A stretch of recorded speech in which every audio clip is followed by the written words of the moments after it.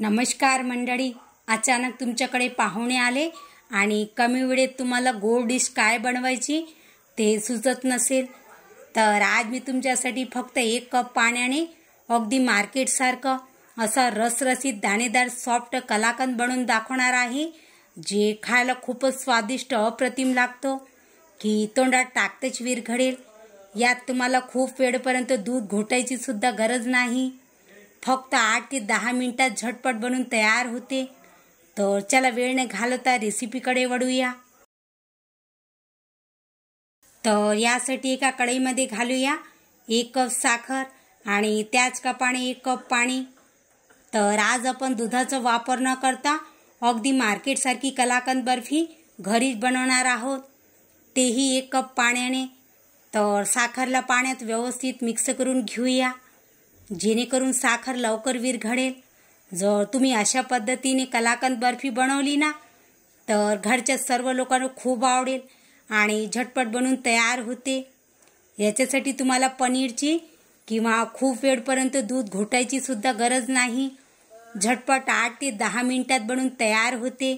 तर चला, जोपर्यंत साखर पाण्यात विरघळत आहे तोपर्यंत आपण पुढली प्रोसेस करून घेऊया। त्यासाठी एका बाउलमध्ये टाकूया 4 ते 5 मोठे चम्मच ताजं फ्रेश मलईचं दही। खट्टी दही वापरायची नाही, नाहीतर कलाकंद खायला आंबट लागेल। आता दहीला चमच्याने 2 ते 3 मिनिट छान फेटून घेऊया, जेणेकरून दही स्मूथ होईल। दही टाकल्याने कलाकंद अगदी मार्केटसारखं रसरशीत, दाणेदार आणि सॉफ्ट बनेल व खायला खूप स्वादिष्ट लागेल। तर बघा, आपण 2 मिनिट दह्याला छान फेटून घेतले आहे। तर सध्या साईडला ठेवून देऊया आणि इकडे साखर पाण्यात विरघळली आहे।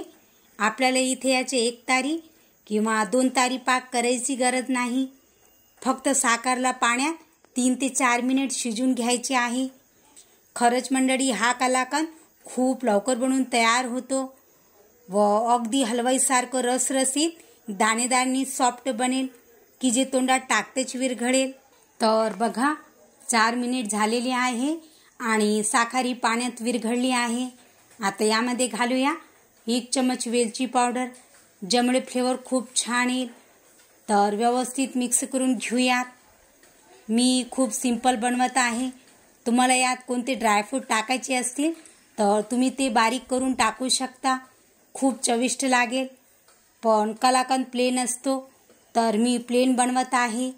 तर पाण्याला छान उकळी आलेली आहे आणि साखरही विरघळली आहे। आता यामध्ये घालूया फेटलेलं दही। तर दह्याला पाण्यात छान मिक्स करून घेऊया। बघा, दही टाकल्याने पाण्यात छान दाणेदार टेक्स्चर आलेला आहे। तर दह्याला पाण्यात व्यवस्थित मिक्स करून घेऊयात आणि 1 ते 2 मिनिटे शिजून घेऊयात, ज्यामुळे कलाकंद अगदी दाणेदार आणि सॉफ्ट बनेल।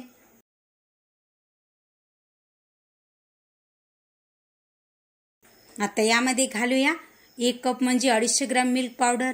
मी हा स्किम्ड कंपनीचा मिल्क पावडर घेतला आहे, तुम्ही कोणत्याही ब्रँडच्या मिल्क पावडर वापरू शकता, तुमच्याकडे जे अवेलेबल असेल ते। तर मिल्क पावडरलाही व्यवस्थित मिक्स करून घेऊयात। असं मिल्क पावडर टाकून कलाकंद बनवला ना तर कलाकंद अगदी रसरशीत, दाणेदार आणि सॉफ्ट बनेल। तर मिल्क पावडरच्या सर्व गुठळ्या मोडून घेऊयात आणि पाण्यात व्यवस्थित मिक्स करून एकजीव करून घेऊयात। बाजारातून आपण जे कलाकंद आणतो ना ते लोकही याच पद्धतीने कलाकंद बनवतात, दुधाला खूप वेळपर्यंत घोटत बसत नाही, याच पद्धतीने मिल्क पावडर टाकून झटपट कलाकंद बनवतात।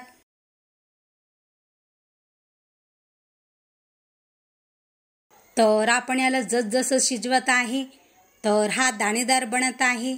आपल्याला याला खूप वेळपर्यंत शिजवायचे नाही, कारण कलाकंद कोरडं नसते, हलकंसं रसरशीत, दाणेदार आणि सॉफ्ट असते। याला शिजवायला खूप वेळ लागत नाही, फक्त 2 ते 3 मिनिटच लागतील। तर जेव्हाही तुम्हाला काही गोड खावंसं वाटत असेल तर तुम्ही अशा पद्धतीने फक्त 10 मिनिटात हा कलाकंद बनवू शकता। खायला अगदी मार्केटच्या कलाकंदसारखं खूप टेस्टी लागतं। तर बघा, आपण पाकाचं टेन्शन न घेता झटपट अगदी मार्केटसारखं कलाकंद घरीच बनवला आहे। मी तुम्हाला जवळून दाखवते.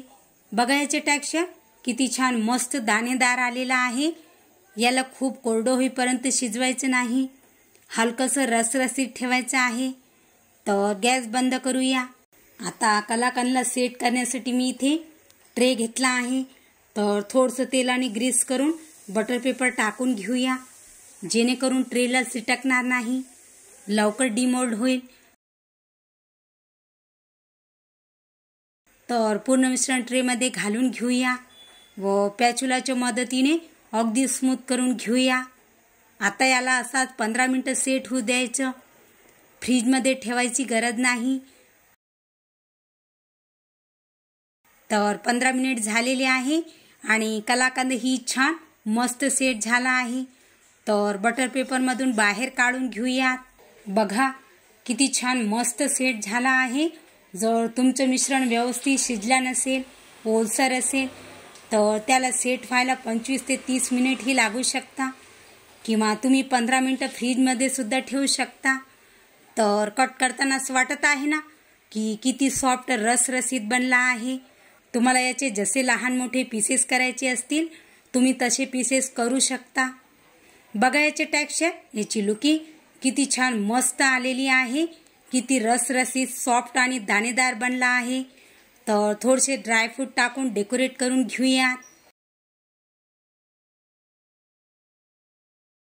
तर बघितलं ना मंडळी तुम्ही की आपण अगदी मार्केटसारखं कलाकंद घरीच बनवला आहे, जी खायला खूपच स्वादिष्ट अप्रतिम लागतो.